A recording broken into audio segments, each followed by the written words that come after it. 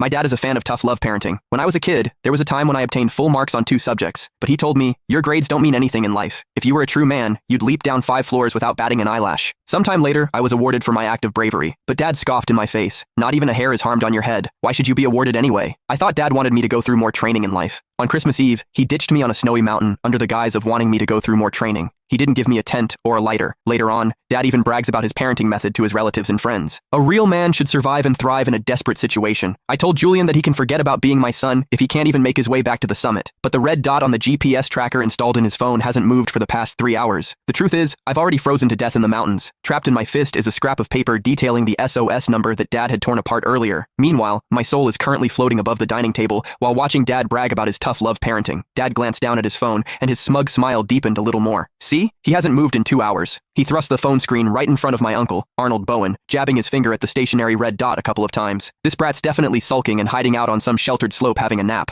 I know him too well. The moment he runs into any difficulty, he wants to curl up and hide, just like his mother. I told him that if he doesn't make it to the summit by midnight tonight, I'm cutting off his living expenses for the next semester. I floated above the dining table, bitterness flooding through me. The blizzard hit out of nowhere, and I lost all sense of direction. As hypothermia took hold, I started hallucinating. I even tore off that flimsy windbreaker Dad had grudgingly given me. Right before I died, I still fantasized that Dad might come to save me. Uncle Arnold's wife, Ethel Gallagher, shrank her neck and glanced at the howling snowstorm outside the window. Trevor, this snow looks serious. The news has already issued a yellow alert. Has Julian dressed warmly enough? Dad swallowed a piece of steak, then raised his glass and took a satisfied sip. I gave him a windbreaker, and he's got thermal underwear underneath. That's more than enough. A man's gotta be able to handle the cold. Back in my days in the military, I used to run 3 miles shirtless in minus 22-degree weather. Now that's what I call tough. I sneered from midair. His so-called shirtless 3-mile run was nothing but a drunken tall tale he bragged about to his army buddies. He'd turned his own drunken fantasies into truth, and then mercilessly imposed them on me. But Dad, I was already stone cold dead. I floated right in front of Dad. I wanted to tell him that I had tried my hardest, that I had wanted to keep climbing, but my lungs felt like they were exploding, each breath like swallowing knives. My legs had gone numb long ago, all because of the single-layer hiking boots he forced me to wear to toughen up my will. I screamed right in his face, "Dad, I'm cold! So cold!" After muttering something under his breath, he picked up his phone and held down the voice message button. "Julian, quit playing dead. I see your location hasn't moved. Are you staging a sit-in protest against me? Well, let me tell you, it won't work. If you're not at the summit by midnight tonight, don't even think about going back to that crappy college of yours. You can go work on a construction site instead." His finger lifted, and the message was sent. I stared at that familiar chat window. The last message was still the one I'd sent him 3 hours ago. "Dad, I can't breathe. Is the medicine in your bag? I think I forgot to bring it." His reply was, "Medicine? I already threw it away.